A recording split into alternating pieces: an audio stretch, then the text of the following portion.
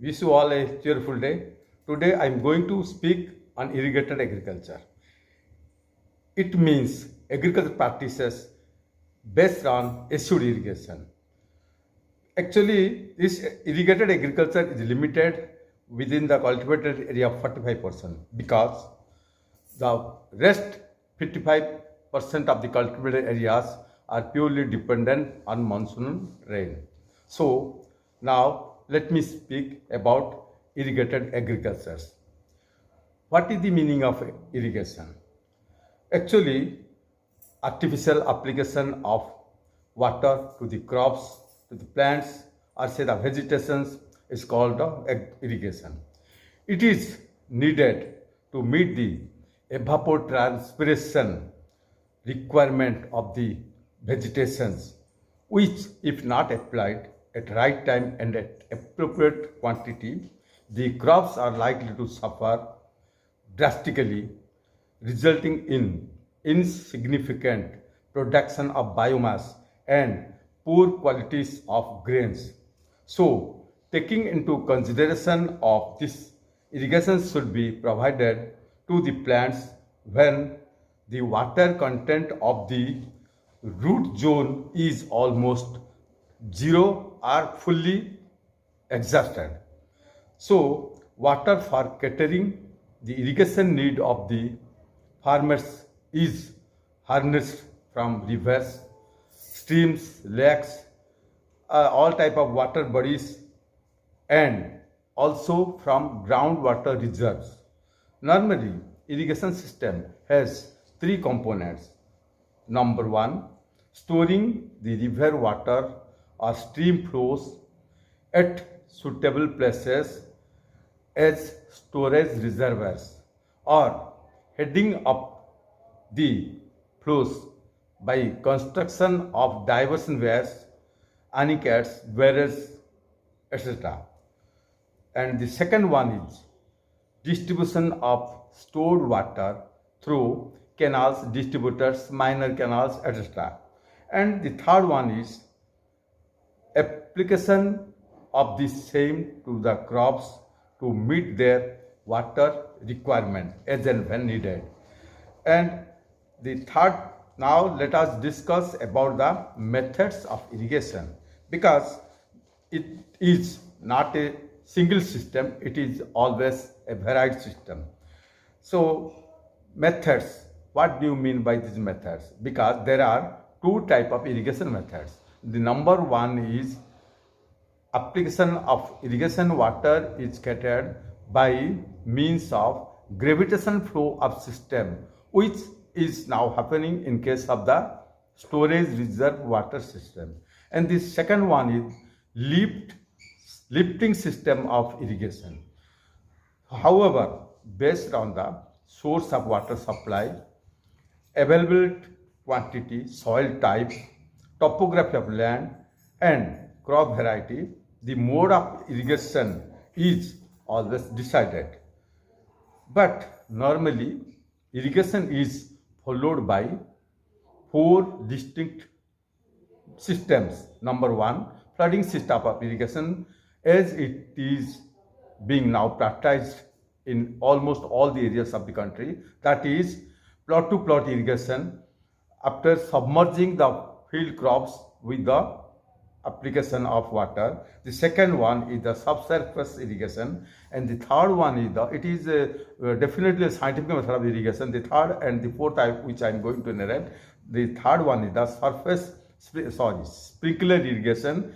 That means water is applied to the crops by way of spraying the water from the sky, from the above, that just like raindrops. And the third one is drip irrigation. It is directly done at the root zone of the crops. So now I am going to tell that irrigated agriculture accounts about 80% of the total water of the storage reservoirs.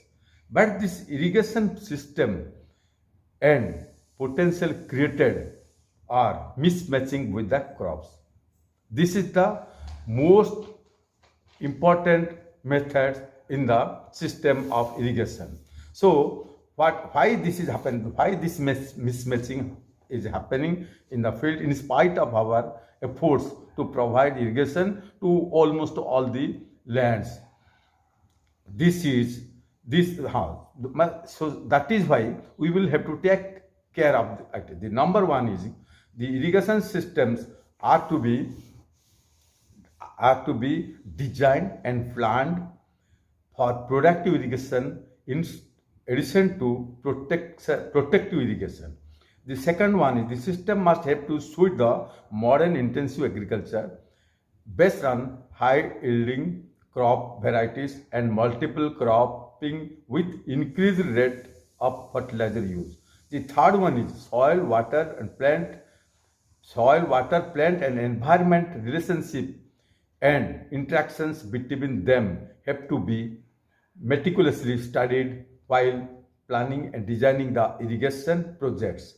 Impact of the irrigation on groundwater regime is to be taken into account, which is ignored sometimes.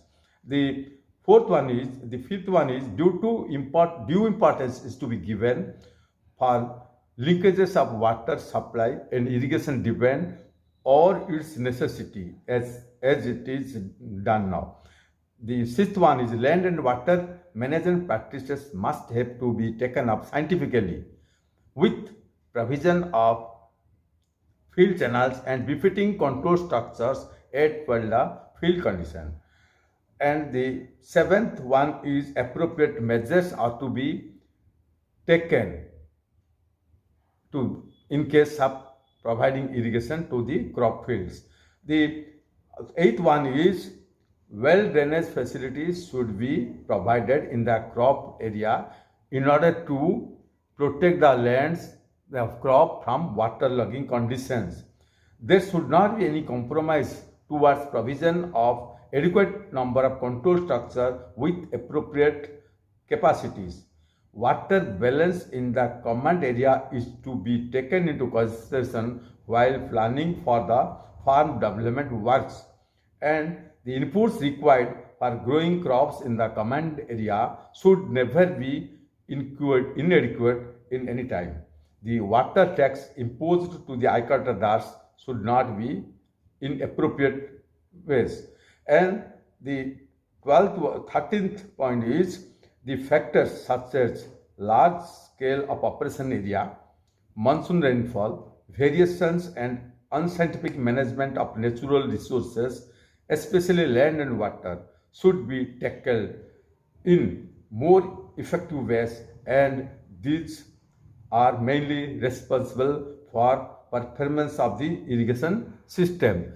That is why, first of all, with a view to save the water in the storage reservoirs and the groundwater reserve, the following principles are to be adopted for bumper growth of crops. That is, where the precipitation is less than the crop water requirement in quantity and crop water requirements in quantity and time, maximum water has to be conserved directly in the crop area by proper crop selection and crop management and land management practices. When the precipitation is equal to crop water requirements, then steps should be taken for in situ soil conservation measures through all the measures of crop and land management practices. And the third one is where the average precipitation exceeds the crop water requirement in quantity with well distributed soil, surplus runoff should be diverted to appropriate sites for utilization of the same with well distributed over time. And the last one is appropriate flood control measures and drainage plannings are to be taken up to prevent soil erosion caused by rain, in addition to aiming to use the water at far away places outside the area where it is deprived of getting irrigation facilities. So thanks. This is all.